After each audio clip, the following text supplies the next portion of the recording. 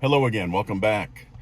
When we read Matthew 16:28, Jesus makes a startling promise. He says, quote, "Assuredly I say to you, there are some standing here who shall not taste death till they see the Son of Man coming in his kingdom," end quote.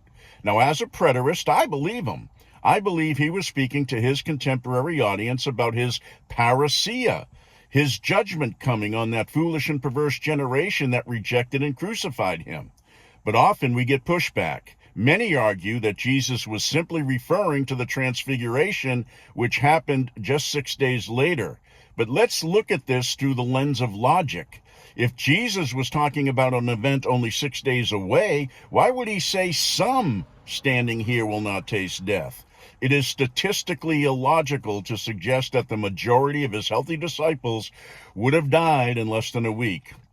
Furthermore, the Transfiguration, while glorious, did not involve the Son of Man coming with his angels to reward each according to his works. So to force the Transfiguration into verse 28 is to ignore the actual details of the prophecy.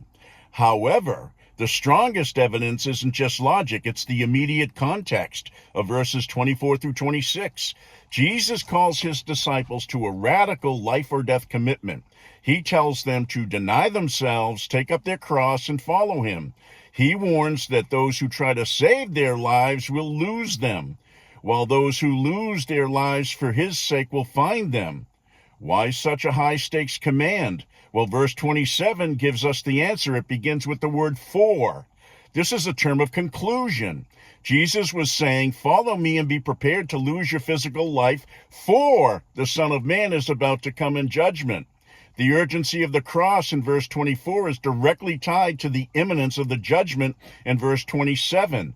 If the judgment was thousands of years away, the immediate warning to that specific audience loses its audience relevance. Jesus wasn't preparing them for a mountaintop vision 6 days later.